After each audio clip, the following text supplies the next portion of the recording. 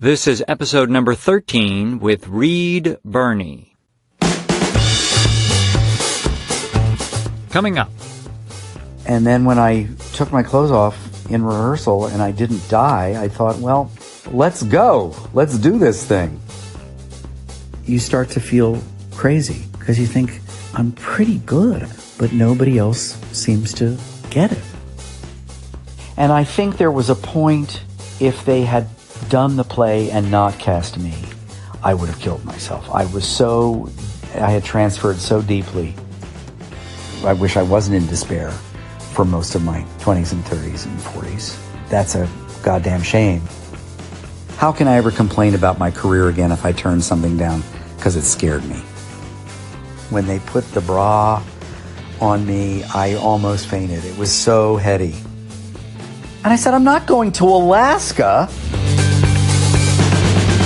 Hey there, my name is Nathan Agan, and this is The Working Actor's Journey, bringing you in-depth conversations with actors that have been working professionally for decades. Hope you're doing well out there. We are back for Season 2 with some wonderful conversations, and if you're just joining us, we have a number of fantastic episodes where working actors share where they've been, how they do it, and what they've learned along the way. Actors who have been putting in the work day in, day out, and who have certainly had their ups and downs like everyone else. These conversations are meant to inspire and reassure you on your journey, that you're not alone, you're not crazy, and though the road may be long and challenging, there are rewards ahead. And I really want to help you as an actor out there. Be sure to subscribe to the podcast so you don't miss anything ahead, and visit the website workingactorsjourney.com, where you can get a copy of the guide 12 Top Acting Tips from Season 1. These are some of the best ideas taken from all the episodes compiled in one place, and it's waiting for you. There's also a link in the episode description. Today on the show is Reed Birney, an actor and teacher who himself has had a long and winding road, and only in recent years feels like he found traction in his career, including a Tony Award for his work in The Humans, after decades of struggle. And just to show how random life can be, I connected with Reed because he is the uncle to my brother's fiancée. After seeing him in The Humans in Los Angeles, the four of us were able to meet up that evening and chat a little bit. He was so warm and funny and forthcoming about his career that a few weeks later, I reached out and asked if he'd be a guest, and luckily he said yes. So in terms of guests, sometimes I work with people, sometimes I cold email, and sometimes, like this, there's a random, wonderful connection. In today's episode, Reed and I cover being nude on stage and screen, having a minister for a father, decades of anger and sadness, obsessions, wearing women's clothing, being a schmuck, traveling the world, and a lot more. Now, Reed and I started off talking about a couple recent projects he's doing, and one has a non-disclosure agreement. So you won't hear exactly what it is, but it's something that will be released in the near future. Even though you won't know the specific project, I think you can still follow the conversation pretty well. What I loved about this chat with Reed, and why I was excited to talk with him, is that he is very open and honest that it has not been an easy road for him. That he did wish things were different. As he said himself in his Tony acceptance speech, the last thing I want to say is I've been an actor for almost 42 years, which I cannot believe I'm saying, but 35 of them were pretty bad, and that's a lot of them. I just couldn't get anything going. So the last 8 have been great. Having great mentors and access to outstanding teachers can make the difference in your career. But what if you can't find these people? Where do you go? That's what this show is hoping to do, to connect you with actors that could change your life and make your acting journey easier and more satisfying. And if you'd like to get exclusive access to additional episodes, bonus content, discounts, and items that are available nowhere else, I invite you to become a premium member of the Working Actor's Journey, starting at just $2 per month. Consider this the most inexpensive and possibly most valuable acting class you'll ever take. So here's a bit more about Reed's career. Reed won the Tony Award and Drama Desk Award for his role in The Humans. He was also nominated for a Tony Award and won the Drama Desk Award for his work in Casa Valentina. He is the recipient of a special honorary Obie Award in 2006 for Sustained Excellence of Performance, and he received a special Drama Desk Award in 2011 for his versatile and finely nuanced performances over the past 35 years, and for his exceptional work that particular season in 3 different plays. He also received Obie Awards for his performances in Annie Baker's Circle Mirror Transformation and Tracy Letts' Bug. Reed has shared the stage with Ellen Burstyn and Bryan Cranston, and he has over 75 film and TV credits, including Clint Eastwood's Changeling, playing Vice President Donald Blythe on House of Cards, as Patti LuPone's husband on Girls, and on the show The Blacklist. He attended Boston University and studied in classes sponsored by the National Academy of Television Arts and Sciences.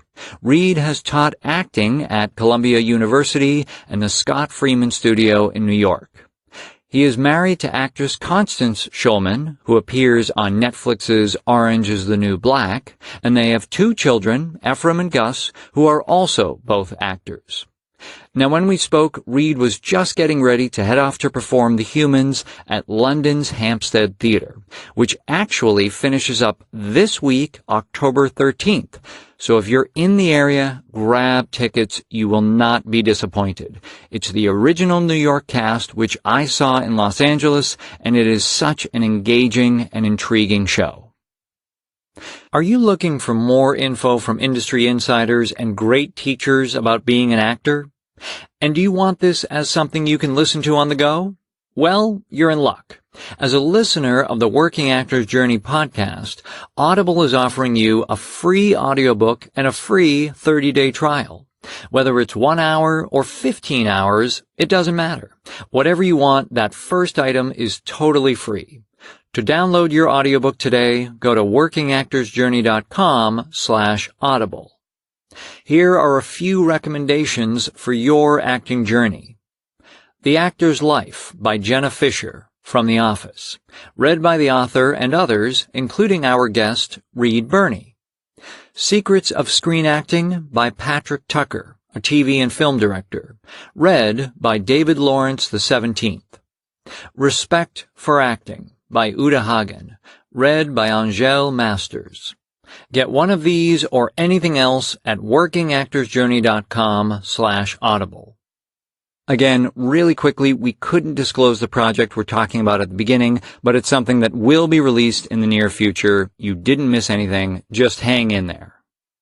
So here we go with episode number 13. Please enjoy my chat with Reed Birney.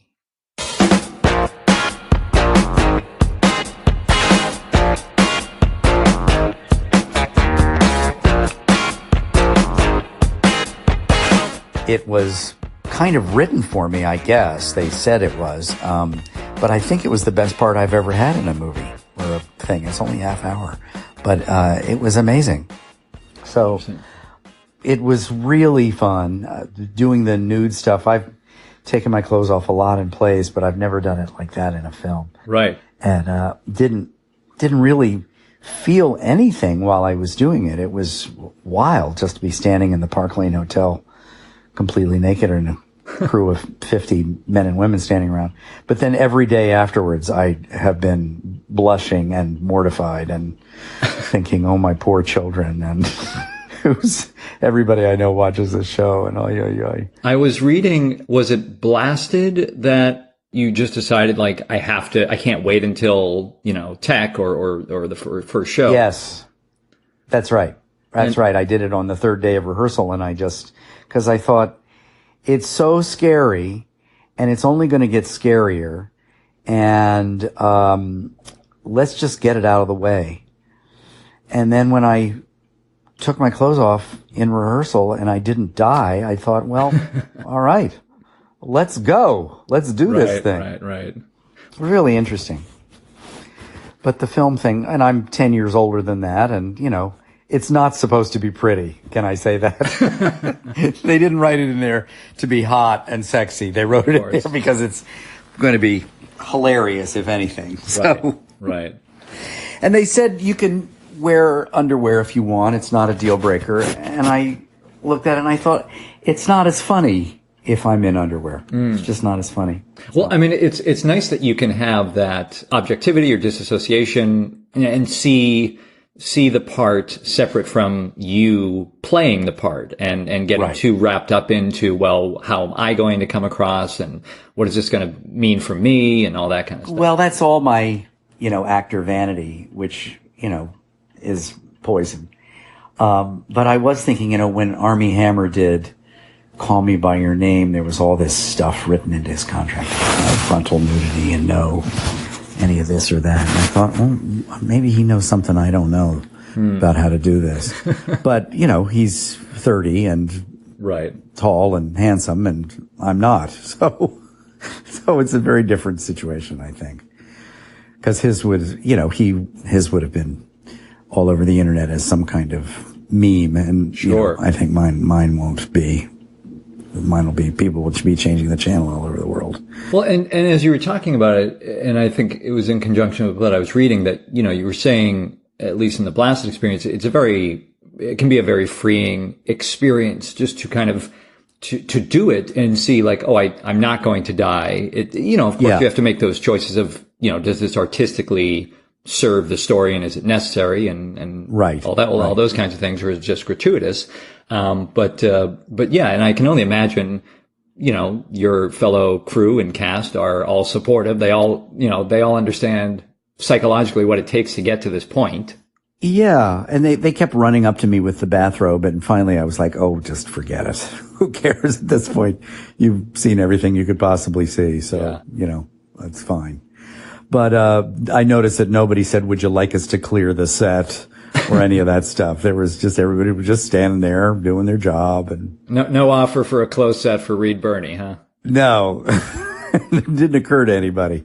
Anyway. Well, I wanted to, there's so many things we could, just start talking about, but I wanted to jump back to, where you, were raised and grew up, and, that was in Virginia, right?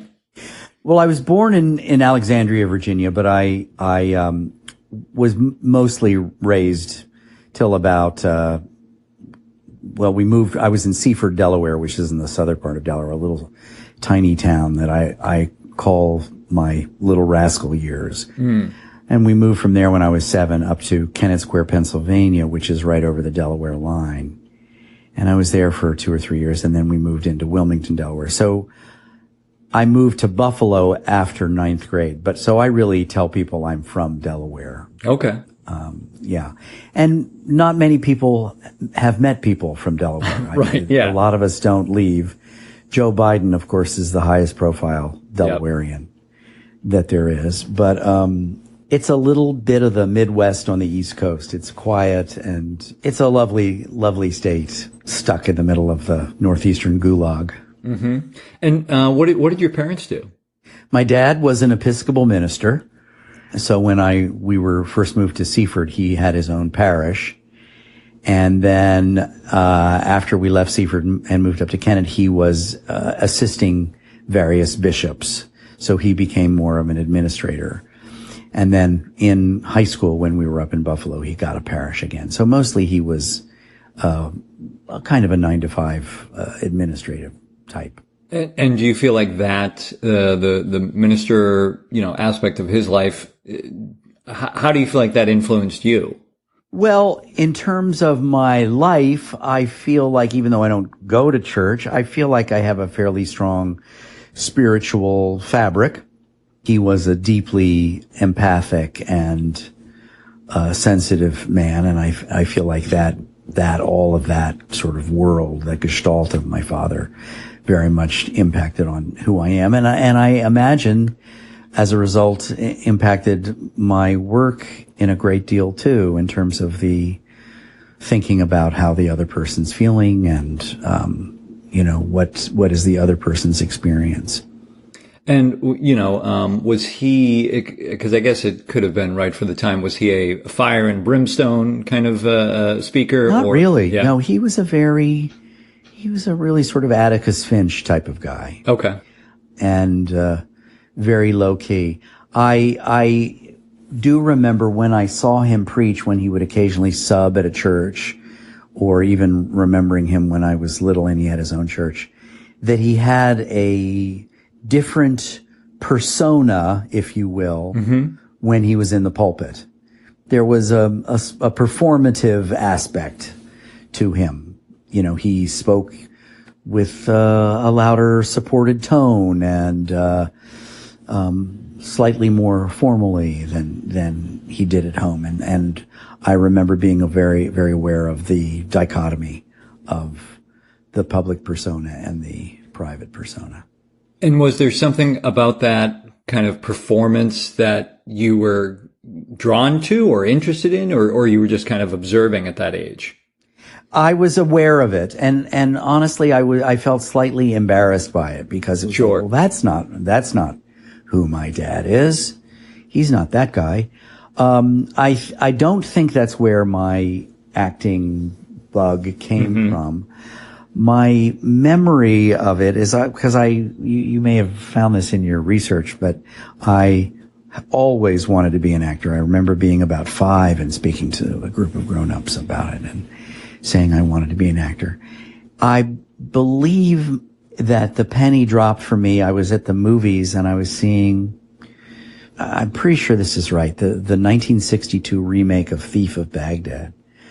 It was either that or Wonders of Aladdin with Donald O'Connor, but it was some fantastical adventure movie for kids.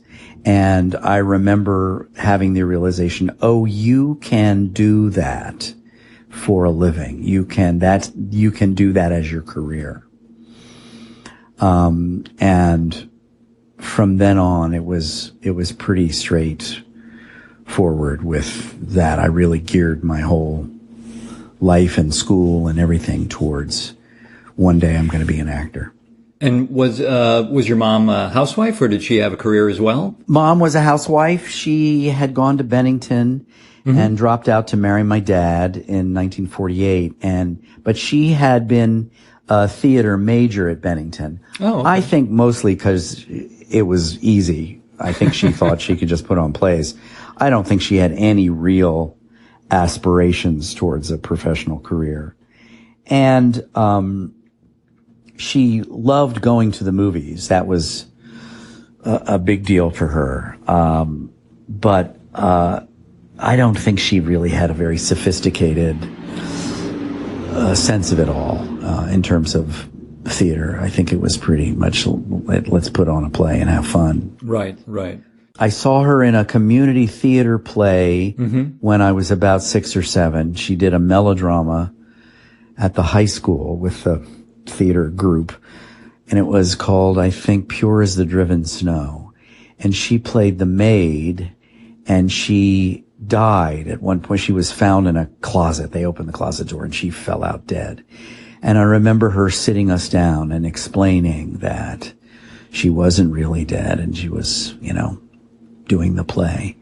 But I remember going backstage and seeing everybody with their makeup on, and they all had those big red dots in the corners of their eyes, which somebody thought was a necessary thing for makes your eyes pop or something. Right. They seemed very exotic. Yeah, it sounds like there's the possibility then that your parents were both supportive of your idea of being an actor.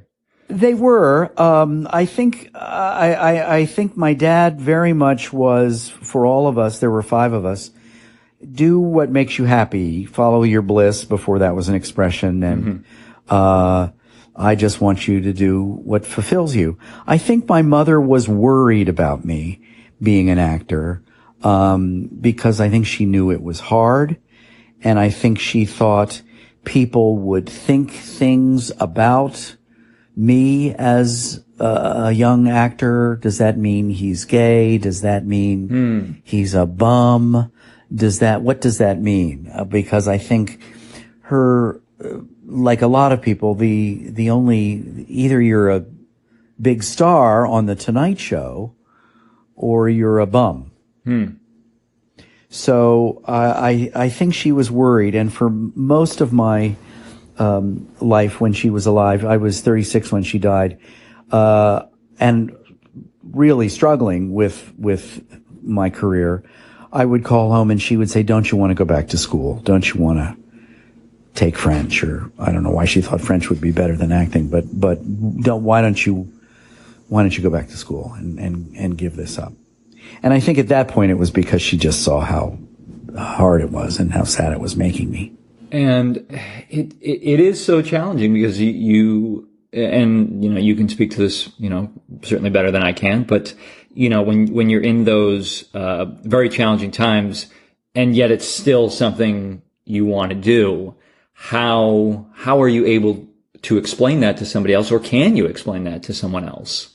Well, I think those of us who are really actors, we all were told at some point, if you can do anything else, do it. Everybody gets told that, and everybody at 17 says, "Oh, well, I'm going to be fine. Everybody else will struggle, but I'm going to be fine." But I think if you've got the bug, that's what you are. Mm-hmm. I tried to leave 3 times in a serious way. Yeah. And as recently as 1994, I was at a career counselor who had successfully rehabilitated several of my friends from acting, and they were all leading wonderful, happy lives, never looking back. And so I asked my dad if he would pay for the $4,000 for me to go to this 3-month career counselor. And at the end of the 3 months, she said, "I got bad news. You're an actor." And I think she was right. You start, what happens when you feel in your soul that you have something to offer and nobody's buying, you start to feel like you're out of your mind. You start to feel like, there's something really wrong, and you're really and truly in an abusive relationship. If it were a woman, everybody would say, "You got to get out of there. This is bad for you. You're giving everything you have to this relationship and you're not getting anything back." And so you start to feel crazy because you think, "I'm pretty good. I think I'm pretty good." But nobody else seems to get it. There's a lot to unpack there, and there's a lot of years to unpack in there. But I'm just curious, do you feel like there was anything you wish you had done differently, or something that you wish you could, go back and tell yourself, look at it this way, or approach it this way, or think about it this way?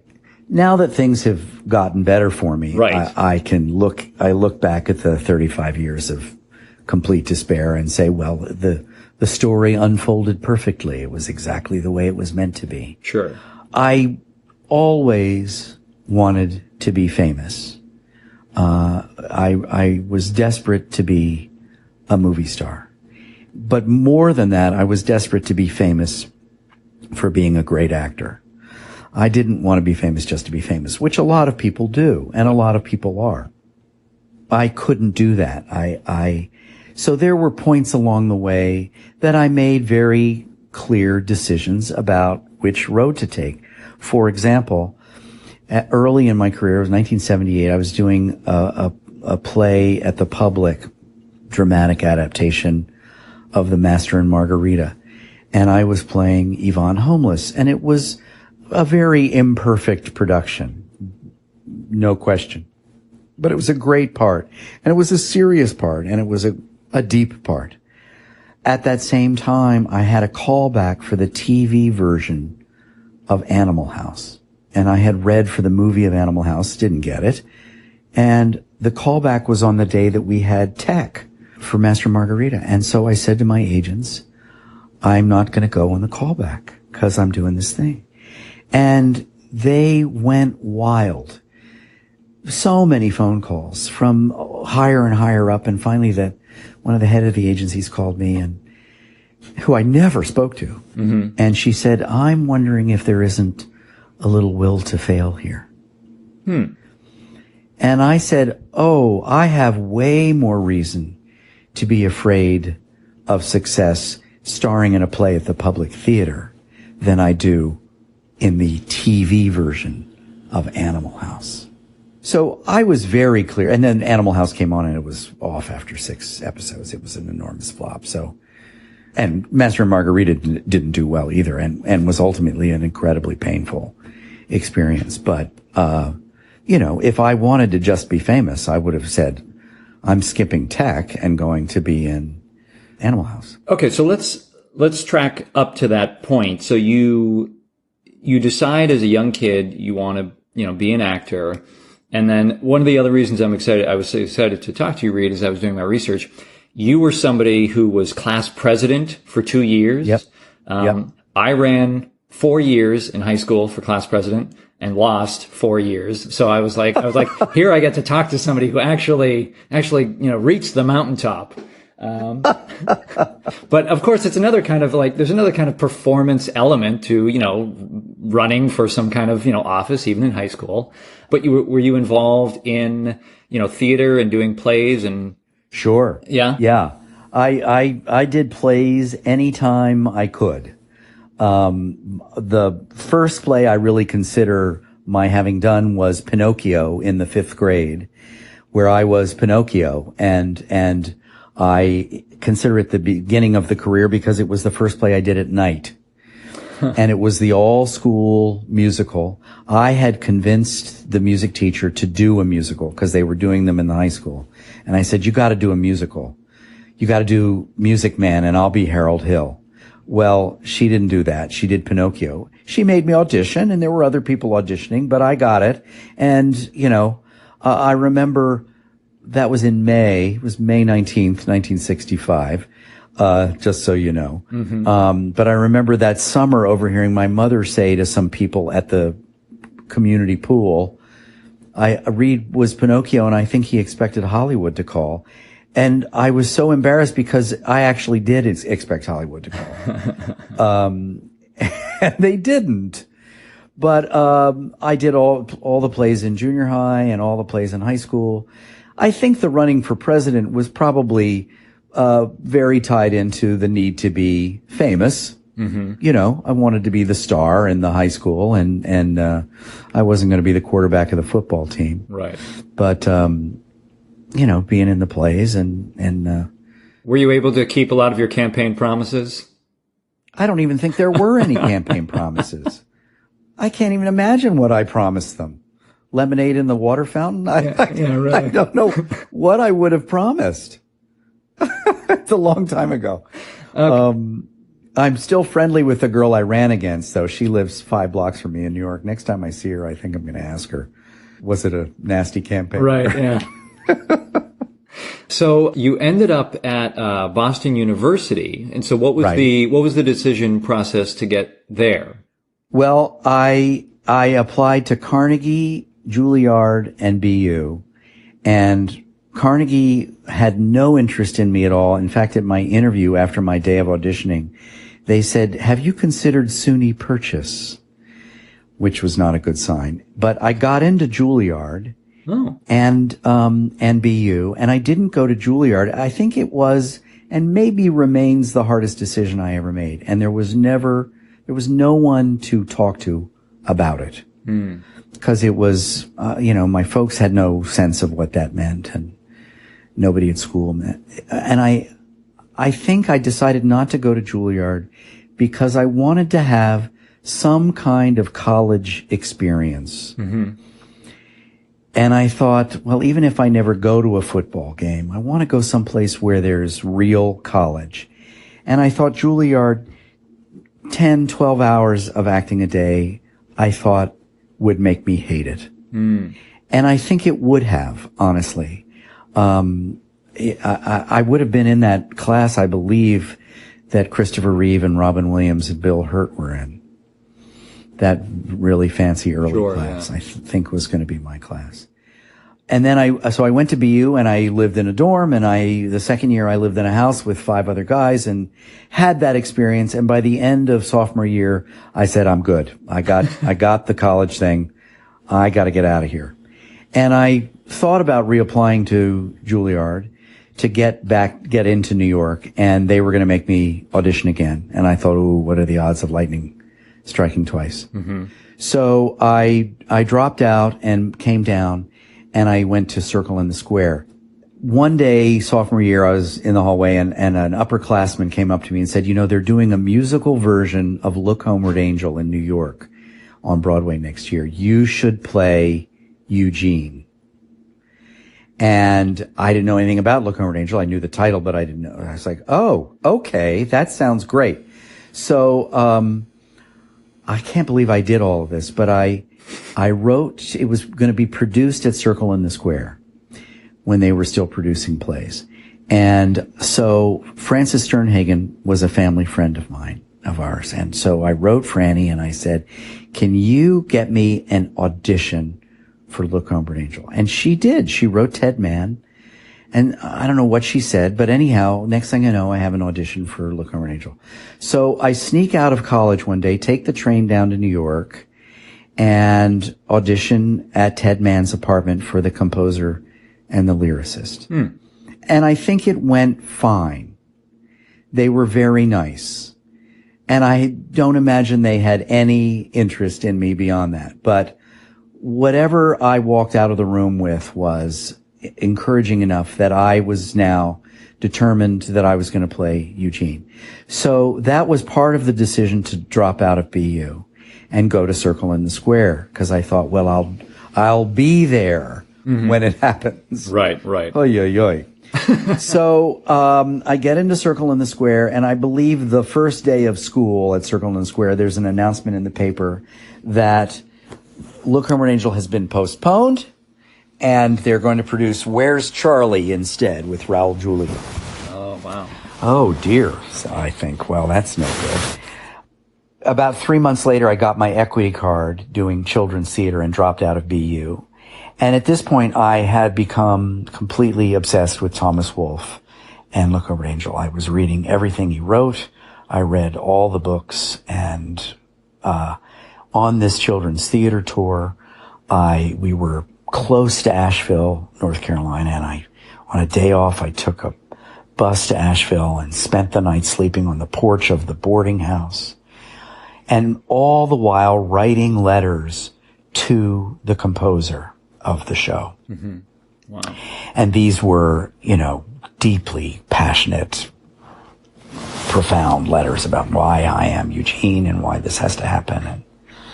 And I think there was a point where if they had done the play and not cast me, I would have killed myself. I was I had transferred so deeply to this thing.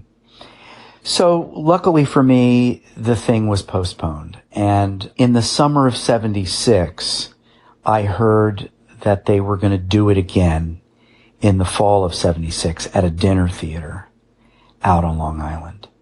So I had calmed down a great deal by this point. And I wrote to the composer one more time and I said, look, I'm fine now. I'm not a maniac. But I have, if you need somebody, I would still love to participate. So he called me up.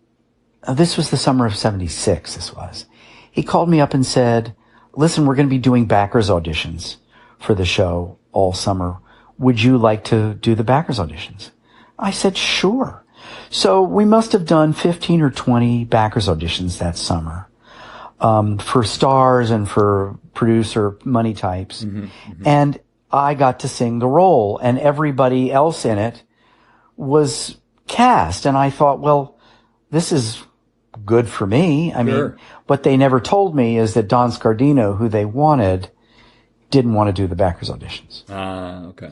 So, in the fall of 76, I got cast in a showcase that was the second show at Playwrights Horizons ever in that space on 42nd Street. And it was going to be 6 performances. It was a play called Gemini. And I remember going into rehearsal, and they were in rehearsal for Look Homeward Angel at the dinner theater. And I remember going into rehearsal for Gemini sobbing, saying, I'm in this stupid showcase. And they're doing this Broadway-bound show, and everybody I love is in it, and they lied to me, and blah, blah, blah, blah. Well, Gemini, at our very last performance at Playwrights, a producer from Huntington, Long Island came. He had lost a play. It was at the PAF Playhouse, Performing Arts Foundation, a man named Jay Broad. And he'd lost a play, and he picked us up to move instantly out to Long Island to do a legitimate run of the show. And the very last performance out at the PAF Playhouse, Marshall Mason and Lanford Wilson came because they had lost a play at Circle Rep. Wow.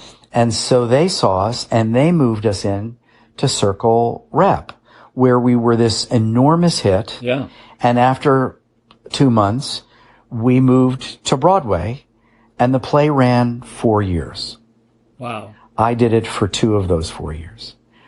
The 1-year anniversary of Gemini opening on Broadway, we had a huge party in Schubert Alley, a big spaghetti dinner, because it was about Italian Americans. And, all the Broadway shows came, and Liza Minnelli was there because she was doing the act down the street, and all this stuff. And it happened to be that was opening night of Look Homeward Angel across the street from Gemini. So we had this huge 1-year party, big hit, blah, blah, blah.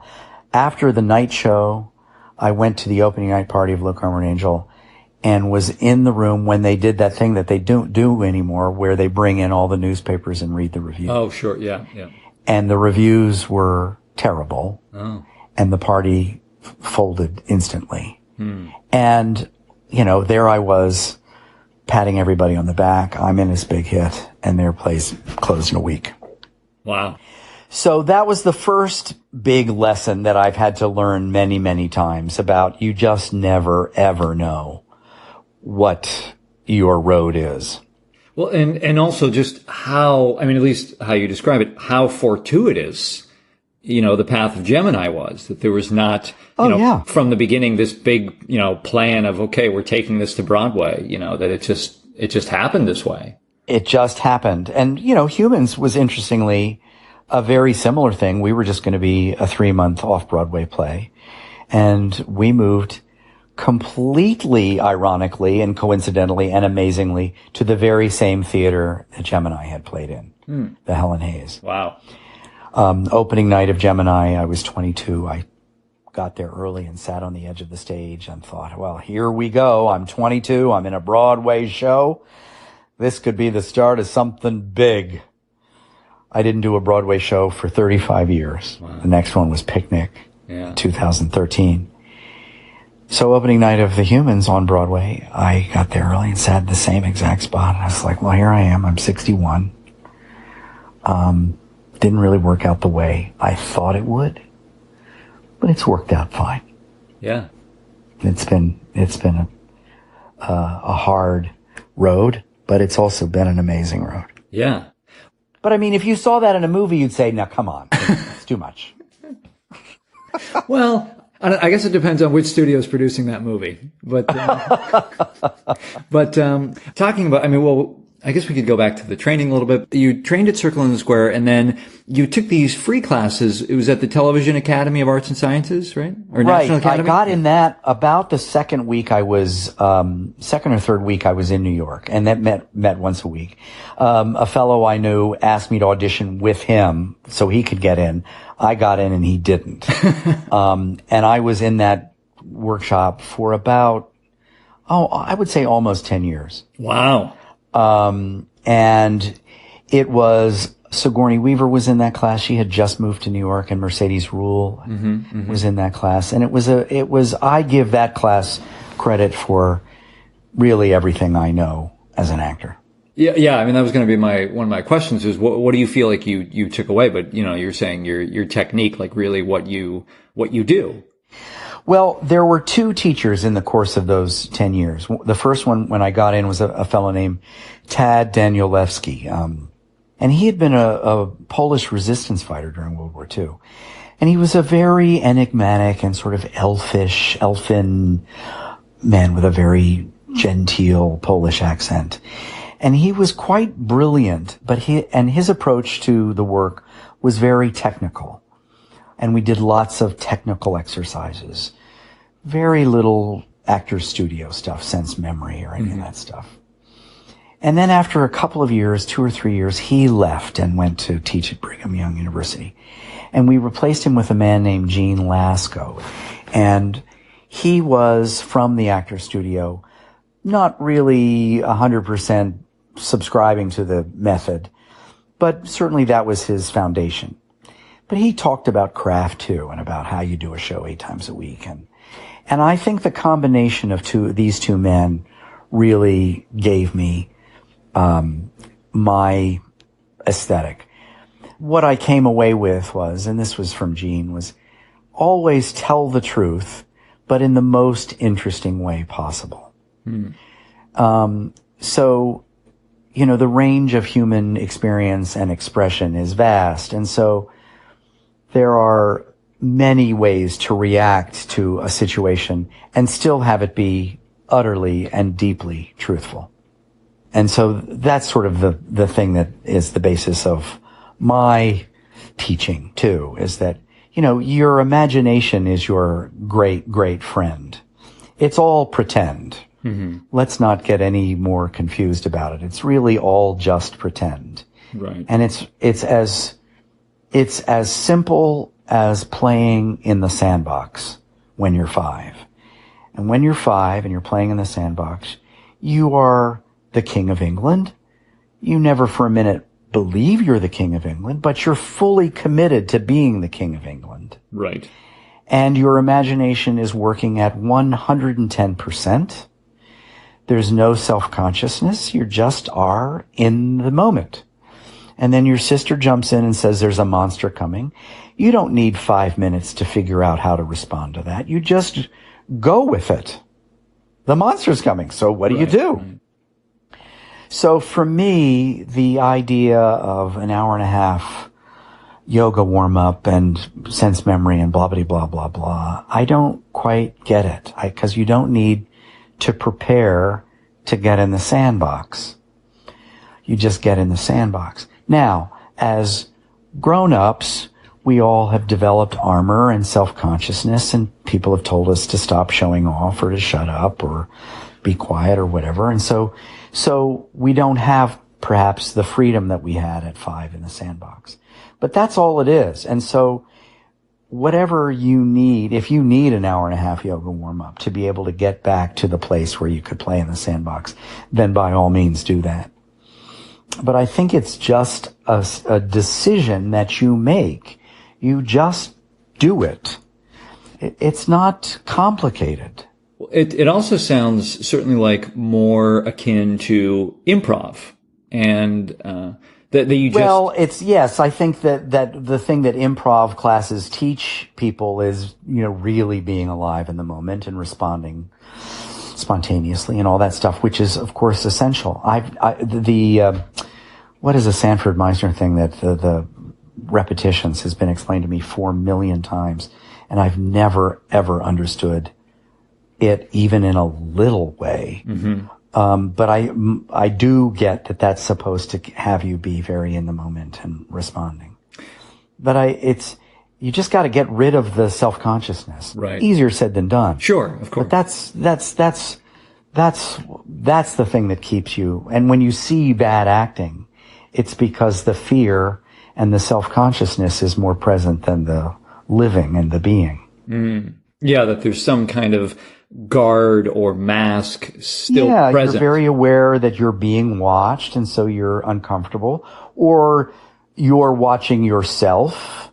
That's also very bad acting. You can have a fearless actor who is completely unpersuasive, and that's what we call a ham bone, because they are so aware of what they're doing and this, like, get a load of me. Right. I'm going to now jump on the couch, and you're going to think that's amazing because you don't ever get to jump on the couch, and I get to jump on the couch in the play, so that's good acting. I, I would much rather see the person who wants to jump on the couch and can't jump on the couch, because in real life, we don't jump on couches. Sure. Yeah. Most of us don't. Yeah. Most of us don't, unless you're mentally ill, and then you jump upon couches. You were studying there for about 10 years, you said. And so you were doing Gemini during this time, during this period? Yes, I did Gemini, and that was, I think I left there when I was 23 or 24 to go do the Master and Margarita down at the Public. And then that was not a success. I went to California for the first time right after that. The fellow who had been in Gemini with me, Bob Picardo, had left Gemini to do a play with Jack Lemmon called Tribute on Broadway.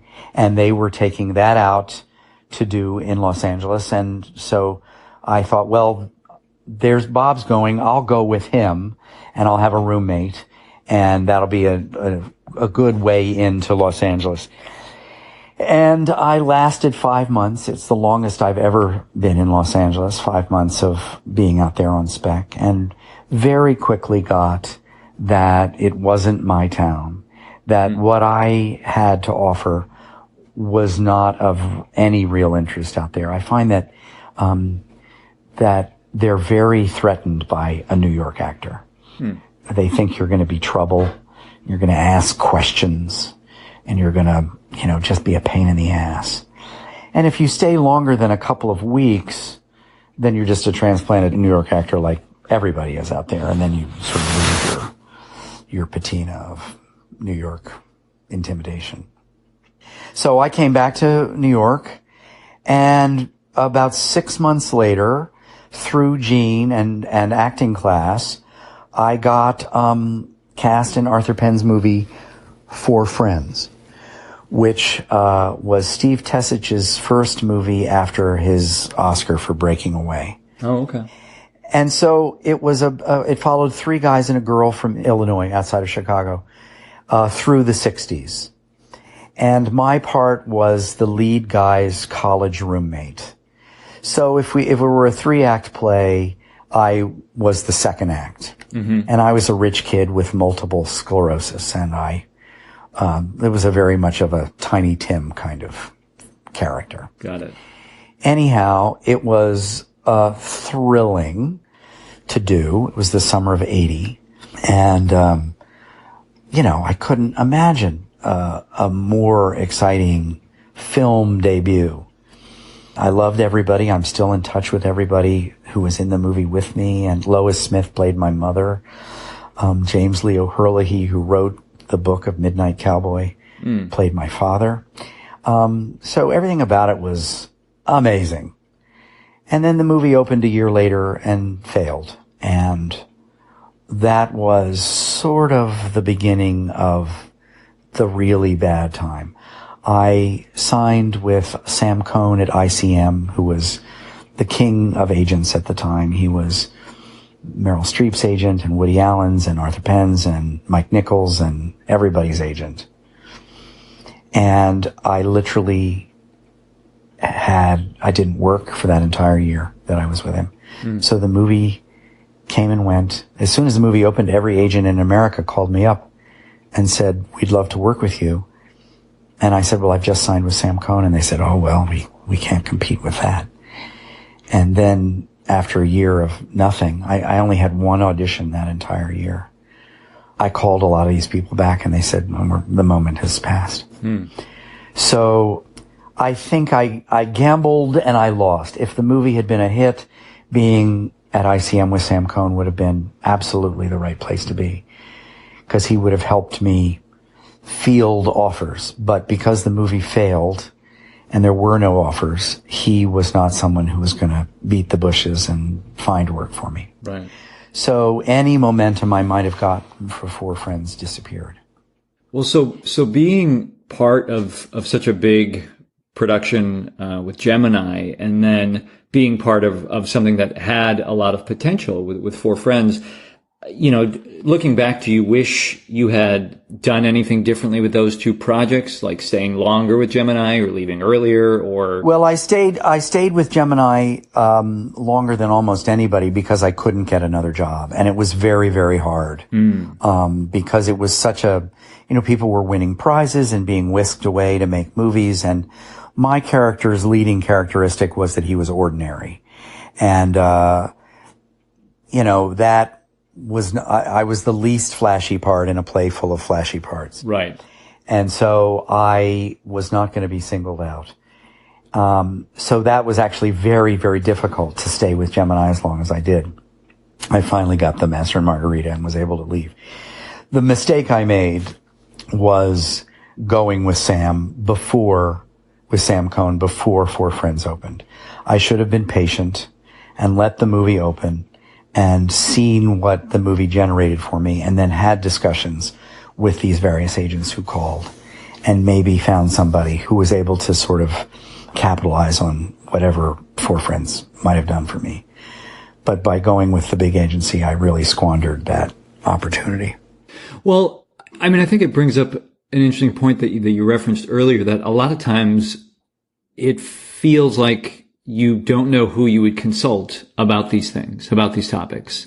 Exactly. It can be very daunting. It's daunting when you're unsuccessful, and it's daunting when you're successful. And I think that's one reason why people have managers, and, that there's another voice to talk to. Right. About it. But at that point, I certainly, my agents, were not useful. The people I got, as I said, I got Four Friends sort of on my own. Mm-hmm. So they negotiated for me, but they weren't sort of on top with it at all. At one point, they called me up and said, "You have an audition for the man who came to dinner at the Alaska Rep." Oh, wow. For December, right when Four Friends was opening. And I said, "I'm not going to Alaska."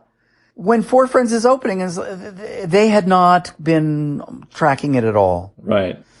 It reminds me of that anecdote you shared when I saw you in LA of, here you are doing The Humans in LA, and were you at the Equity office, and someone's like, "Oh, you're doing a play in town?" One of the other actors was at the Equity office. Oh, okay. Yeah, and they said, "What are you here for?" And he said, "Well, we're doing a play at the." I said, "What play?" The Humans. I'm going to have to write that down. It's like, oh. Okay.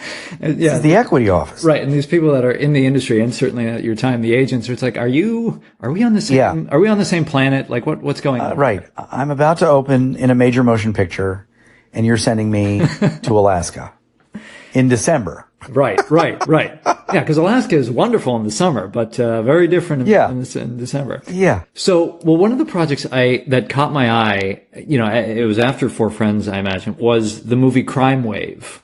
Yes. And what really interested me about this project, you watch the trailer and you're like, okay, wow, this is really a campy, 80s movie. But it is written by Joel and Ethan Coen. Yep. And directed by Sam Raimi. And, this was, I think, right at maybe not right at the start, but it was definitely their careers were, I think, starting to get underway, all of them. Well, it was Sam's first movie after The Evil Dead. Right, okay. And I think Joel and Ethan had filmed Blood Simple, but it hadn't come out yet. Okay. So it was very early days. Yeah, and so did you take anything away specifically from, all three of those guys went on to, have very big careers. Do you feel like you took anything away from that working process, or was it very collaborative? Was it? Well, it was an interesting, the whole story of it is kind of amazing. And I'll tell you, somebody else had been cast. Sam wanted Bruce Campbell, of course, because he was their friend. Yep. And the studio embassy wouldn't let them use Bruce. And to this day, chat rooms are on fire at the outrage that they cast me instead of Bruce. It's unbelievable. When there used to be the message boards on IMDb, right? Pages and pages of people. Who the hell is Reed Birney? Why didn't Bruce get to play this part? Blah blah blah. Anyway, somebody else other than Bruce had been cast in the part. And he went over the day after he got cast to the casting lady's house in Venice Beach to take a bottle of champagne to celebrate, and walked in the middle of a huge fight between the casting lady and her boyfriend, and tried to break up the fight, and the boyfriend hit him in the face and broke his cheekbone. Wow. So he was out. So they needed somebody fast, and Barbara Clayman was the New York casting. She called me up one night. I had been out, and I got home, and there was a message. Can you fly to Detroit tomorrow to audition for this movie? And I said, well, Barbara, what's the movie? And she said, it's called The XYZ Murders. I said, what is that? And she said, well, it's by this guy, Sam Raimi. He's just had a big hit with a movie called Evil Dead. And I said, oh, Barbara, this sounds terrible. And she said, Reed, it's a lead in a movie. And I said, what time do you want to pick me up? So I flew out the next day, read for Sam. He cast me that day. I flew home, packed my bag, and flew back out for 3 months to film the thing. Now, there was all kinds of drama going on that I was mostly unaware of. I think the budget got cut in half halfway through the filming. There was a huge fight sequence in a subway that was supposed to happen that got cut and ended up being a fight on a bridge. That fight that was cut, by the way, ended up in Spider-Man 2. Oh, wow. Yeah, that was when I saw that on a plane. I'm like, oh, that's that fight we were going to do in Crime Wave. It was a very nice time. I loved doing it. I loved Sam. The Coen brothers weren't around much. Mm-hmm. I don't think they were around in Detroit at all when we were filming it. But it was a happy time, and at one point, Sam, was a night shoot. We were shooting something and sitting around waiting for them to set up something, and Sam said, Reed, any movie I make, there's a part for you. Well, if you check IMDb, it's the last time I worked with Sam. What happened was the studio took the movie away from them. Sam worked on a cut for a year, and then Embassy took it away and recut it. And a year later made us all gather again for reshoots. Wow. A sort of weird framing device. And then Embassy went out of business and Orion picked it up, or somebody else picked it up. So both the Coen brothers and Sam have completely disowned the movie, which of course is sad because it's the one movie of theirs I'm the star of. Right. And I've never seen them again. And, you know, when the Blu-ray of Crime Wave came out a couple of years ago, Bruce did the commentary, and it was before my career sort of came back. Mm-hmm. And he's like, yeah, I don't know why Reed didn't have a movie career. You know, he's doing a lot of plays in New York now. But it really sounded like I was one of those guys that faded away. Which is interesting because, you know, you were very busy in New York, you know, over the last, you know, several decades, doing theater. We did the Blu-ray came out in 2012. I think I had just done Picnic. Right. When I did a little supplement bonus feature for it. So, Blasted had happened and things were starting to get better, but certainly, you know, nowhere near like, you know, House of Cards happened after that. And well, I mean, cause I know you talk about, you know, the 35-year period. And of course you very famously mention it in your Tony acceptance speech, that there felt like a lack of traction. And you mentioned earlier that, you know, when you feel like what you're selling, nobody's interested in. That's right. And, you know, during this period, you were still doing a lot of off-Broadway, plays and things like that. But it was like I guess the question is, how did you keep your sanity and your drive and your passion when you weren't working or even auditioning and you weren't doing the work that you maybe felt you were ready for? Well, I think if you were to speak to my longtime friends, they would say that perhaps I didn't keep my sanity. And I remember in 1985, I was still dealing with the failure of Four Friends and Crime Wave. I'd made Crime Wave, but it hadn't come out. It was now 2 years later. And I felt like show business was literally killing me. I felt like I was dying inside. I was so full of rage. I couldn't be with anybody without going into a terrible rant about how angry I was. And so I was walking up Broadway, and a little voice said to me, like I'm talking to you, take a trip around the world. And my grandmother had died and left me some money. And I went home and I said to the woman I was living with that day, I said, if nothing happens for me in 6 months, I'm going to leave. I'm going to take off and leave for a year. And the point of the year was to do all of the things that I had always wanted to do that I never let myself do because I was in this abusive relationship with show business. And so I did. 6 months later, nothing had happened. And so December of 85, I moved to Paris. Wow. For 5 months, and then took off with a backpack and went to, I bummed around Greece for a while, and then I went to Africa, to Zimbabwe and Kenya, and then Bali, and then Australia. Oh my God. And I came home a year to the day after I'd left.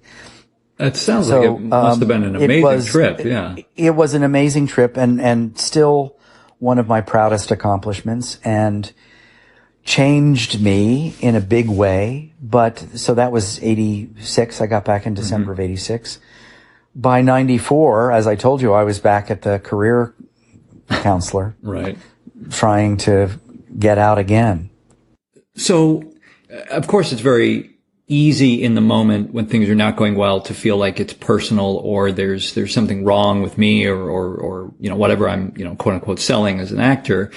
And being able to look back with time and perspective now, do you see those years differently in terms of, well, you know, I mean, you mentioned the rage you had, or the anger you had, you know, towards the business, the abusiveness. Are you able to frame it differently now? Well, as I said, I can, you know, because things are going better, I can look back and say it all unfolded perfectly. Right. I did having been gone through the Tony Award season twice now. Right. As a nominee. Especially the year I won, I remember turning to someone and saying, you know what, I think it's probably a pretty good thing I didn't get famous in my 20s. Because I'm struggling handling this now. Right. In my 60s. And I certainly have a much better overview of what it all means and how it all works and all that kind of stuff. And it still was hard. So on some level, you know, look, we'll never know what it would have been like. Sure. Had I connected that way. If Four Friends had become this explosive, you know. Yes, if Four Friends had been Diner or. Right. Something like that, you know. You would have been in Back to the Future. I would have been in Back to the Future. I mean, there were so many things I would have been in. Right. And when I'm at my most sane about it all, I'm able to say the universe really was taking care of me along the way. And I am able to see that I have perhaps always been exactly where I needed to be. Now, I wish I wasn't in despair for most of my 20s and 30s and 40s. That's a goddamn shame that I spent all that time being so sad. It didn't change one thing. It didn't certainly help me. And if anything, it probably hurt me.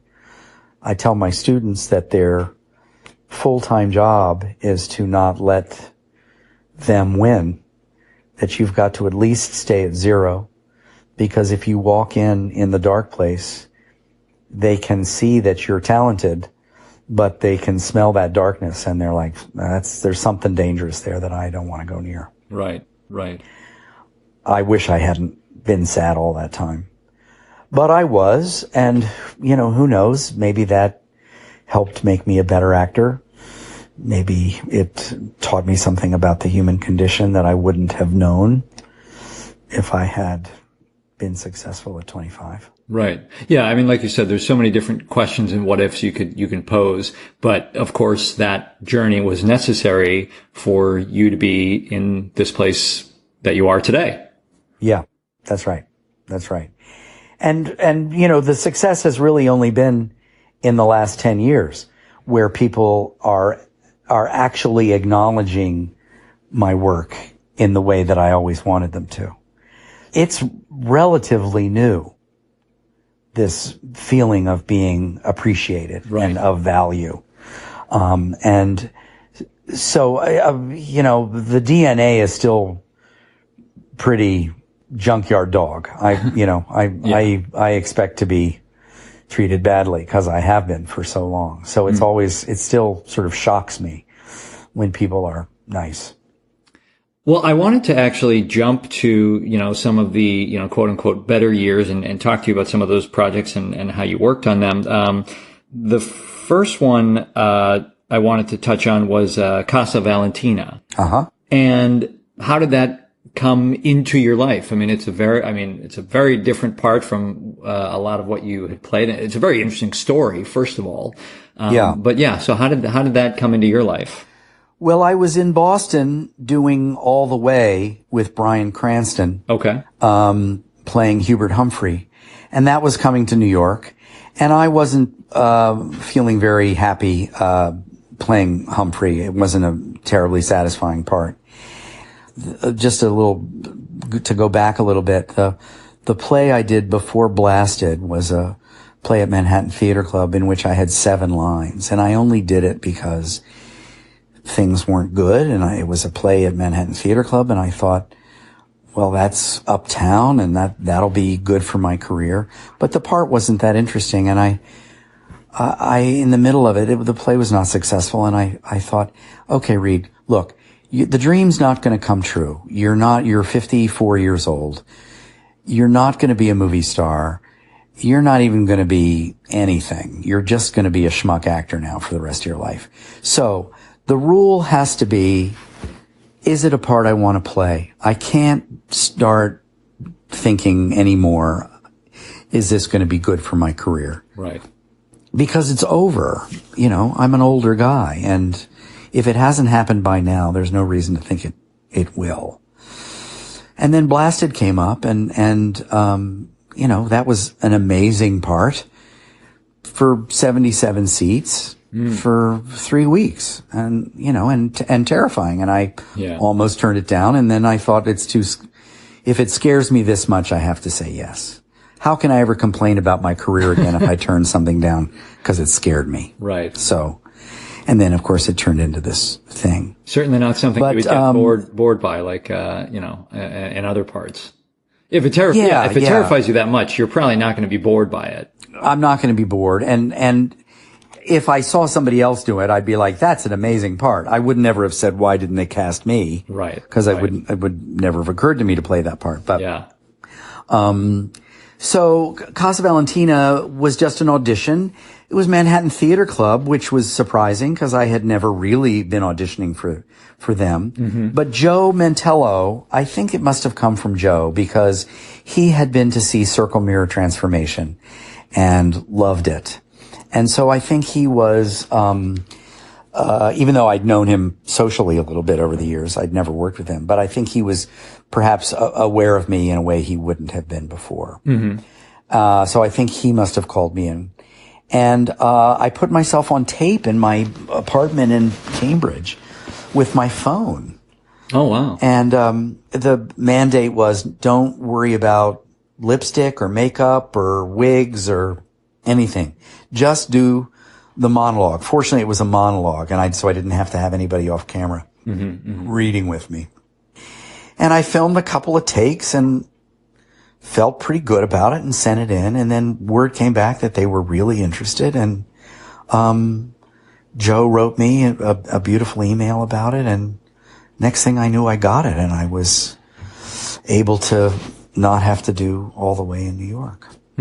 And it was absolutely, for your listeners who don't know what it was a Harvey Fierstein play about a real life Catskill resort in 1962 where straight men went to dress as women.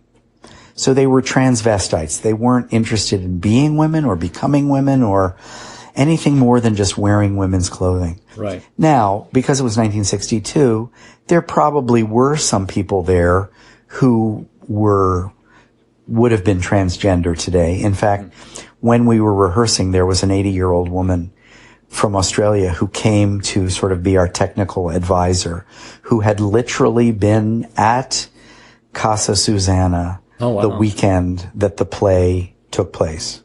Wow. She was there for the event of the play, which was amazing. And she had been a man, and she had since transitioned into a woman. So clearly she was not just a transvestite. Right. Anyhow, I got to play the part of Charlotte, who was sort of the villain. She was based on a real person, Virginia Prince, who had in 1962 been living as a woman, fully dressed as a transvestite, and speaking at our VFWs and Rotary clubs to the members advocating transvestitism, saying we're just like you guys, except we like to wear women's clothing. So in the course of the play, he comes to this resort, which is actually about half an hour from where I am right now, and has started a not-for-profit and wants all the guys to sign up for this not-for-profit. Two things happen. They have to use their real names to sign the not-for-profit, which they're uncomfortable about. And then I make them sign a rider swearing that they're not gay. Because if the VFWs ask, are you guys all queer? I will have the affidavits to say, look, they're not. They're just regular guys. They've got families and they teach and are judges and things. And one of the guys are all uncomfortable. And one of the guys is actually gay. He's a judge. And I corner him and I say, you've got to make everybody sign this or I'm going to out you. Wow. So I'm, the ends justify the means for Charlotte. Yeah. But it was a fantastic part and something I'd never thought about. I'd never, ever thought about putting on ladies' clothing. We had a makeup boot camp 2 days before rehearsal started where we all got together and tried on wigs and practiced makeup and putting on false eyelashes and stuff. And it was terrifying. When they put the bra on me, I almost fainted. It was so heady. It was crazy. Really crazy. Yeah. But ultimately, enormous fun. Well, so with a part like that and a play like that, I am curious, what were you might have alluded to some, but what were some of more of the unexpected challenges, and what were the things that were actually easier than you thought they would be? Well, I will say walking in high heels is nuts, and I don't know why women didn't burn those in the 70s, because bras actually seem to serve a purpose. High heels, I think, are really barbaric. Women will say it makes their legs look great and their butts look good, but it is not fun. Yeah. So I did not enjoy that. What were the downsides of it? You had to sort of, or not necessarily the downsides, but more the like the things that you didn't think were, like you said, the wearing the heels, but there are those things where you walk into a project like that and your mind starts to create like, oh God, I'm going to have to do this or that. And then it's like, oh, this actually wasn't. Well, what it was, sort of going back to putting the bra on, we all have our male identities and right. Whatever connection we have to our machismo or, all of that stuff. You really had to, in the most profound way, you have to do it anytime you're playing a part. You have to give up what do people think of me. But you really had to give up any sort of worry about people judging you or thinking things about you. The fear and the self-consciousness were even stronger as you started to go out dressed as a woman. Right. And, these are guys who delight and revel in being a woman and dressing as a woman. So any uncomfortableness would have been completely out of place. So that was a thing, just finding the way to surrender to the female side of you, to, amplify that, and then as a result it became enormously liberating, because you didn't have to think about how am I sitting and, am I waving my arms around too much, or, it's like you could just go ahead and do. And so when people said to me they forgot I was a man, I thought that was an amazing compliment. Yeah, wow. This transition. And I will say I felt like a woman, whatever that means. Right. I felt like I was no longer Reed. Yeah. Thrilling. Now, that was another production where you got to work, or I imagine to some degree, or at least the playwright, Harvey Fierstein, was there. What do you enjoy about that process, having the playwright in the room? Well, your sense of collaboration is so much stronger. Mm-hmm. There comes a point where you as the actor know the character arguably better than the playwright does. And so you can say, this feels weird. And then you either have the director and the playwright explain why it's not weird, or they go, yeah, I get that. Maybe there's a more elegant solution to whatever it is you're talking about. But I find when the play is, the better written the play, the less the playwright has to tinker. Very little changed in the humans, because that, when we went into rehearsal finally, I had done a reading earlier, a couple of years earlier, so that was quite different.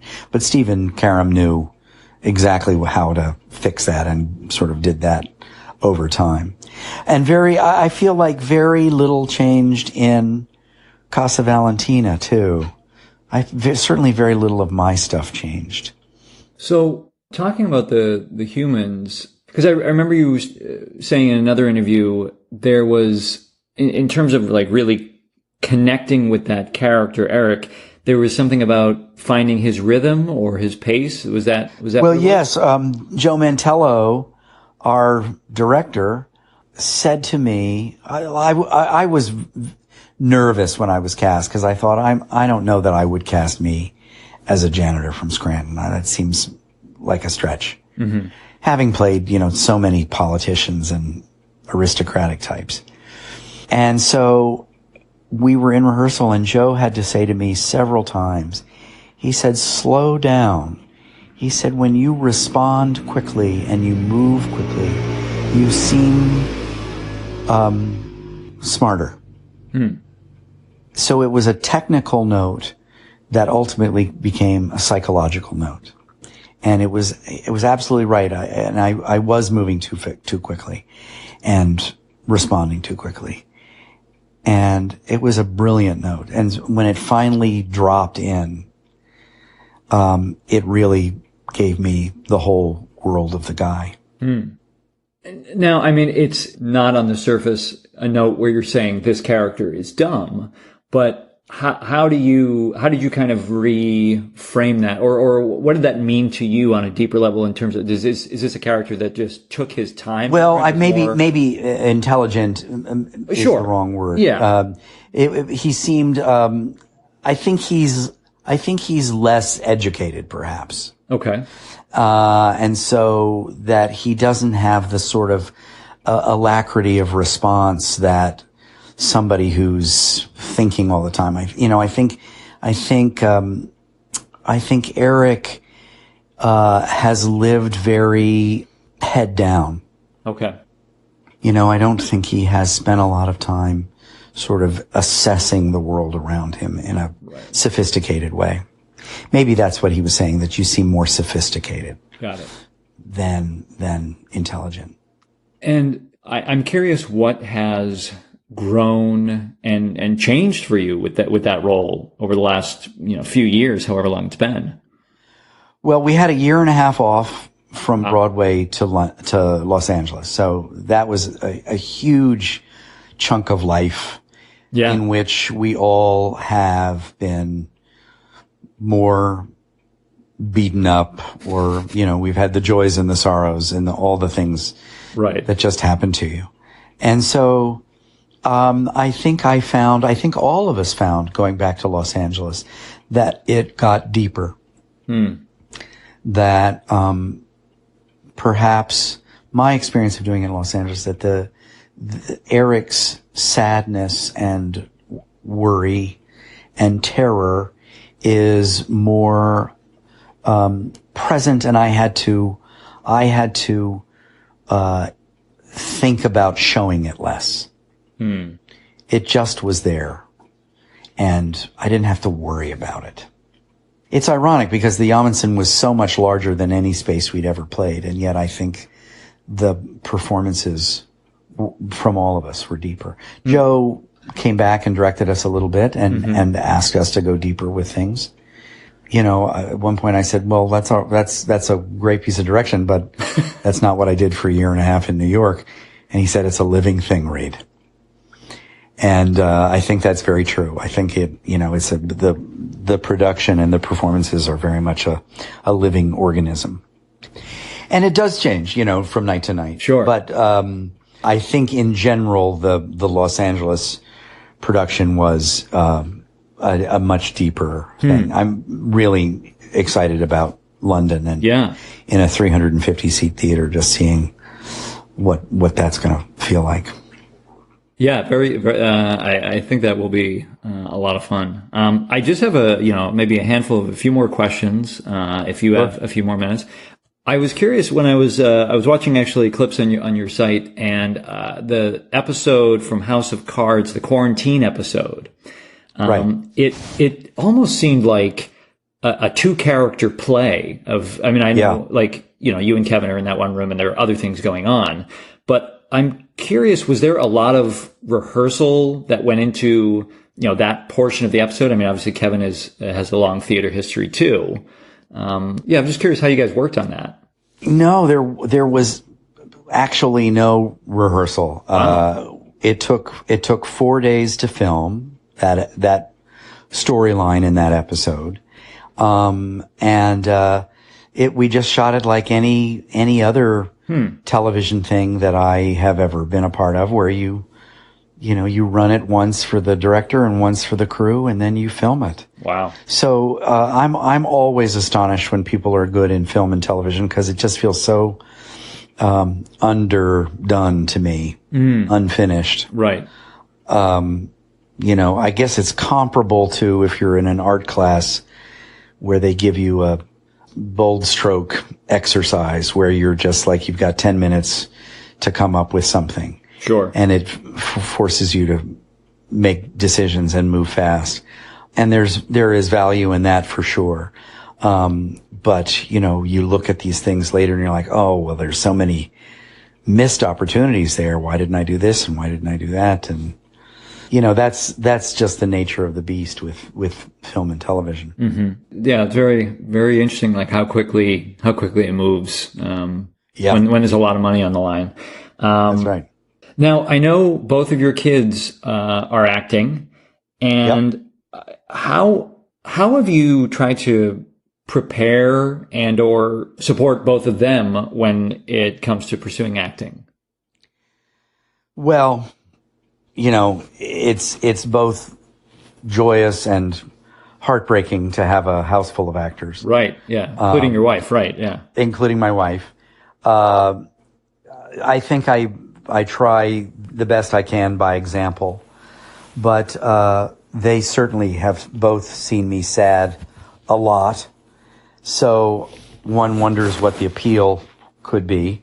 But, I think just by saying to them, I didn't get that part I wanted.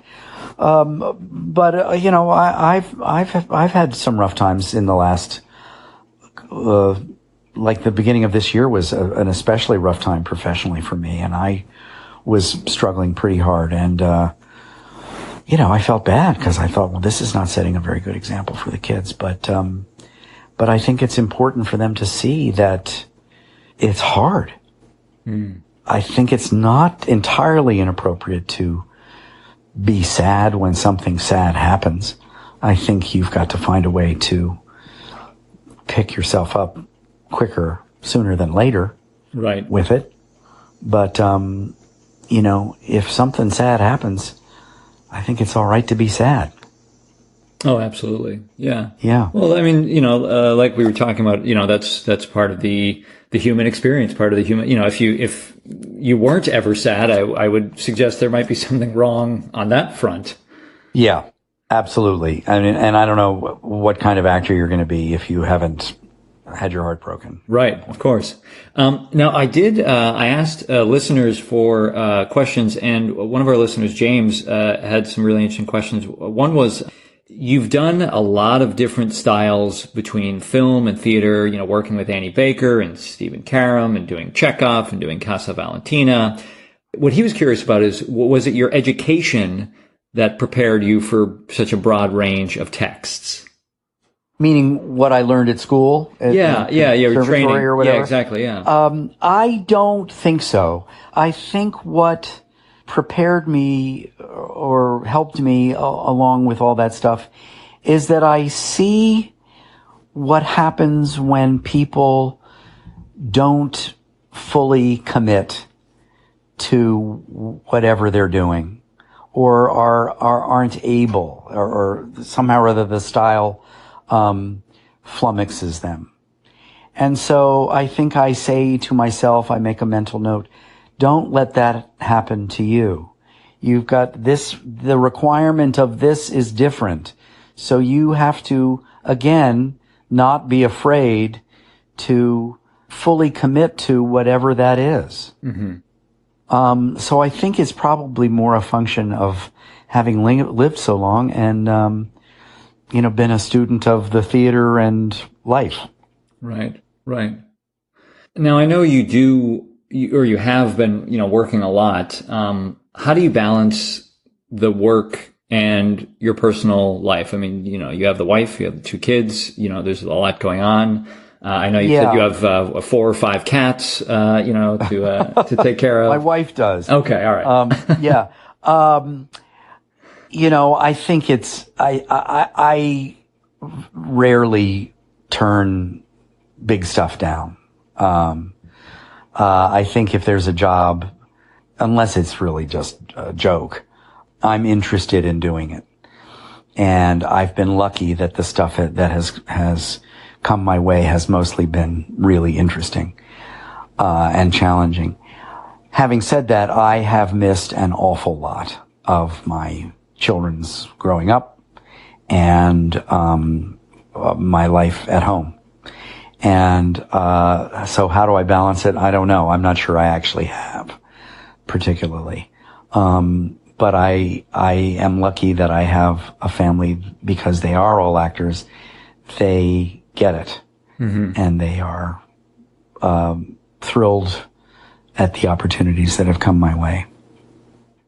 One final question I have is, thinking about your dad as a minister, and all the texts that he was probably reading and going through. Are there any quotes that you think of often, or that you try to live your life by? Oh boy, yeah, it's interesting. I think especially now that the world is so crazy, I think about what can I do? What kind of difference can I make? I think often about that old maxim, brighten the corner where you are. And even as far as my career goes, since I'm mostly a theater guy and I don't feel like I have a very large profile nationally or internationally. More people don't know who I am than do, obviously. But then, in terms of brightening the corner where I am, I think I'm doing a play for 77 people. That's making a difference in each of our lives. The fact that we are coming together, the 78 of us, and having this experience, that makes what I do of value. That's really beautiful. And Reed, this has been a really, really great conversation. So thank you so much for being so open and generous with your time. Well, it's really fun to do. But thank you again so much. Thanks, Nathan. Okie doke. Bye-bye.